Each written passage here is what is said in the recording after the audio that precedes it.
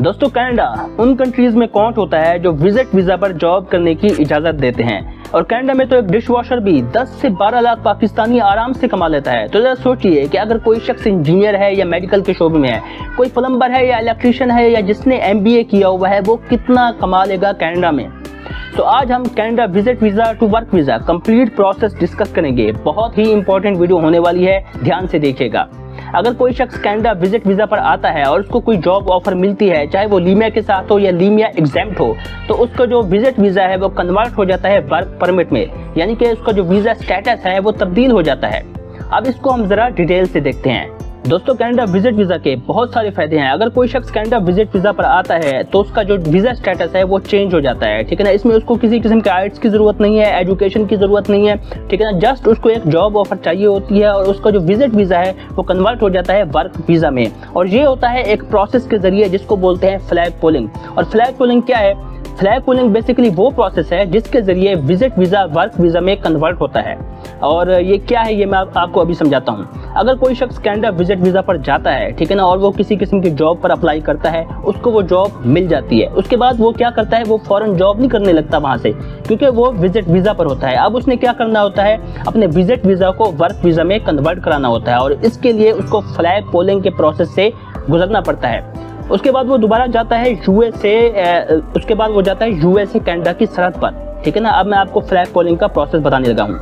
USA Canada की सरहद पर वो जाता है और वहां से वो जो सरहद है, ठीक है ना, वो जो बॉर्डर है उसको अबूर करता है, क्रॉस करता है और यूएसए में दाखिल हो जाता है। इसके लिए उसको यूएसए के वीजा की जरूरत नहीं होती और वो ये काम अब खुद नहीं करता, वो मतलब है कैनेडियन गवर्नमेंट के अंडर और अपने कंसल्टेंट और लॉयर की मदद से करता है, ठीक है ना जी। यूएसए के अंदर वो दाखिल हो जाता है, 5-6 मिनट की वहां पर वॉक करता है और दोबारा से वो जो यूएसए कनाडा का बॉर्डर है वहां पर आ जाता है, ठीक है ना। वहां पर आने के बाद वहां जो वीजा ऑफिसर होता है कैनेडियन, वहां से वो उसको कुछ क्वेश्चंस करता है, सवालात पूछता है, ठीक है ना। उसके बाद उसको एक फॉर्म दिया जाता है, वो उसको फिलअप करता है और उसके बाद उस थोड़ी सी फी होती है वर्क परमिट की, वो पे करता है, ठीक है ना। और उसके बाद उसका जो वर्क परमिट है वो इशू हो जाता है। इस सारे प्रोसेस को बोलते हैं फ्लैग पोलिंग और इसके जरिए जो है आपका जो वीजा स्टेटस है वो कन्वर्ट होता है, ठीक है ना, visit visa to work visa. और वो वर्क परमिट लेके दोबारा कनाडा में आ जाता है और अपनी जॉब करना वो शुरू कर देता है। अच्छा, वर्क परमिट के बाद अगला जो प्रोसेस आता है, मरला आता है, वो आता है PR का, ठीक है ना।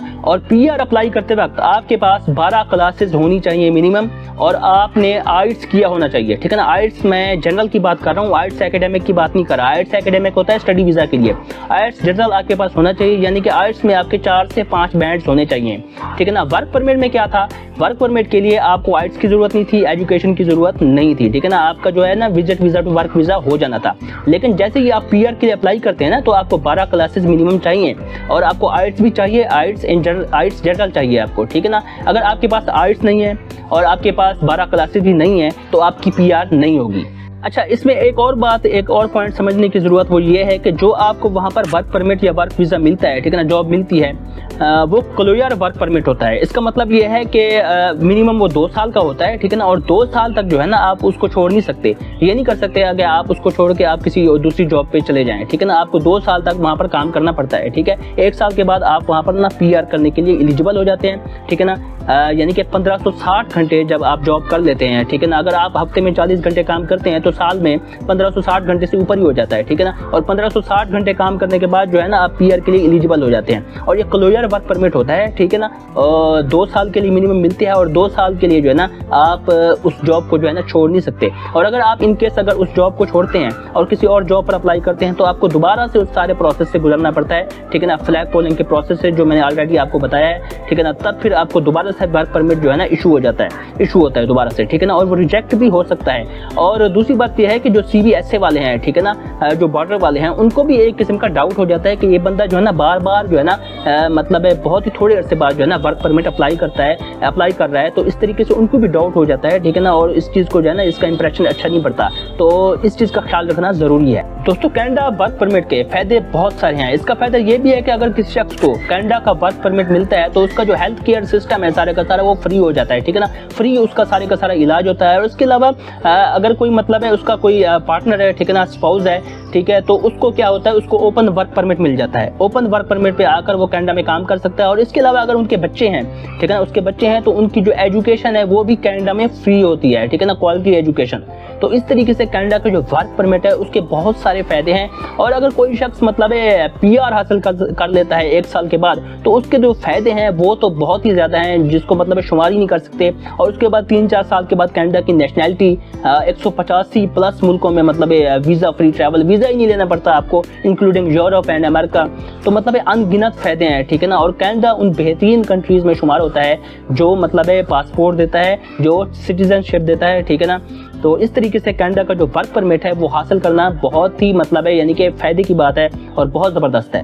अच्छा दोस्तों, हमने कनाडा के मतलब फ़ज़ाइल तो बहुत सुन लिए, अब थोड़ी प्रिकॉशंस या मतलब एहतियात करने की भी ज़रूरत है।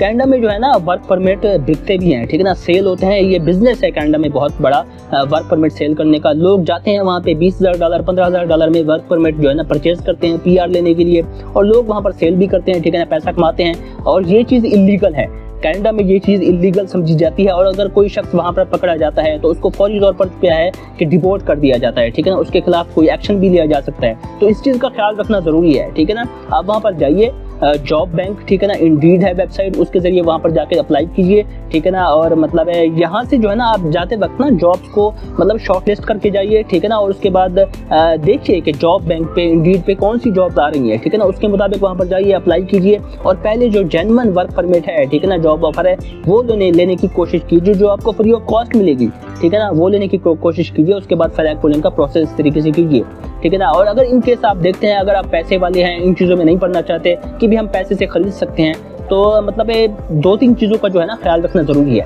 अगर आप पैसे दे के वर्क परमिट लेना चाहते हैं तो ख्याल रखिएगा, ठीक है ना। एम्प्लॉयर बेसिकली क्या करते हैं, जो लोग मतलब ये बिजनेस कर रहे हैं, कंसल्टेंट या लॉयर्स वगैरह, वो क्या करते हैं कि वर्क परमिट इशू कर देते हैं, दे देते हैं, ठीक है ना जी, और पैसे ले लेते हैं। उसके बाद वो कहते हैं कि आप जो है ना कनाडा में कहीं भी जाके रह सकते हैं, हमारी तरफ से, हमारी बला से, ठीक है ना, कहीं भी जा सकते हैं, ठीक है ना। आपकी फिजिकल जॉब कोई नहीं है, कागजों में आपका नाम आ चुका है, आपको वर्क परमिट इशू हो चुका है, आप PR के लिए अप्लाई कर सकते हैं 1 साल के बाद, ठीक है ना, यहाँ पे रह सकते हैं कनाडा में, लेकिन आपकी जॉब यहाँ पर हमारे पास कोई नहीं है। इस सूरत में बहुत ज़्यादा खतरे का सामना भी करना पड़ सकता है, ठीक है ना। CBSA वाले या इमिग्रेशन जो है कनाडा की, वो मतलब उस कंपनी में जहाँ जिसको आपने शो कराया हुआ है वहाँ पर छापा भी मार सकते हैं, ठीक है ना। आपको देख सकते हैं कि आप वहाँ पर काम कर रहे हैं, और अगर इन केस वो देखते हैं कि आप वहाँ पर मौजूद ही नहीं है, ठीक है ना, तो वो मतलब एक किस्म की डाउट में बात आ जाती है कि आप तो मतलब इलीगल तरीके से वहाँ पर जा रहे हैं, ठीक है ना, कनाडा में काम कर रहे हैं, ठीक है ना, आपकी तो वहाँ पर जॉब ही नहीं है, आपने वर्क परमिट शायद परचेज किया होगा या कोई और ही मामला है। तो इस तरीके से जो है ना आपको वहाँ पर मसाइल का सामना करना पड़ सकता है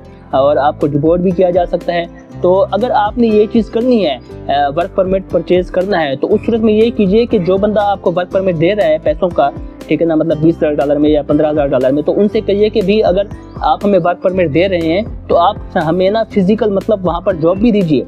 जिस कंपनी का वर्क परमिट आप हमें दे रहे हैं तो वहाँ पर आप हमें जॉब भी वहीं पर दीजिए, ताकि वहीं पर हम काम करें, ठीक है ना। बेशक आप पैसे ले लें, लेकिन आप हमें जॉब भी दें वहाँ पर, ठीक है ना, ताकि हम लीगल तरीके से वहाँ पर काम करें और 1 साल के बाद हम PR के लिए जो है ना एलिजिबल हो जाएं। तो इस तरीके से आप जो है ना चल सकते हैं वहाँ पर। बाकी ये है कि यार यहाँ से पूरी तैयारी के साथ वहाँ पर जाइए।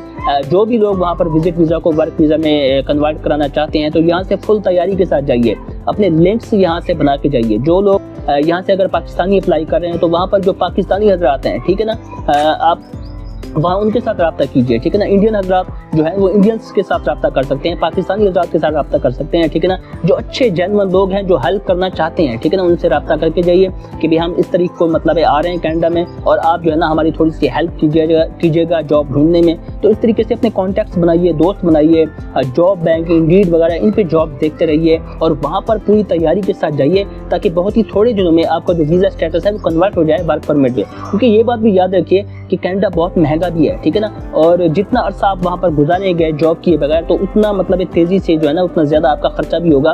तो इस चीज़ को भी देखना ज़रूरी है, ठीक है। तो बहरहाल ये सारे का सारा जो है ना कनाडा का विजिट वीज़ा टू वर्क वीज़े का सारा प्रोसेस था। आई होप आपको समझ आ गया होगा। वीडियो अच्छी लगी तो उसको लाइक कीजिए, ठीक है ना, और कोई बात समझ नहीं आई तो आप कमेंट कर सकते हैं। मिलते हैं एक और वीडियो में। हमारे चैनल को लाजमी सब्सक्राइब कीजिए, बेल आइकन प्रेस कीजिए। अपना ख्याल रखिए। अल्लाह हाफ़िज़।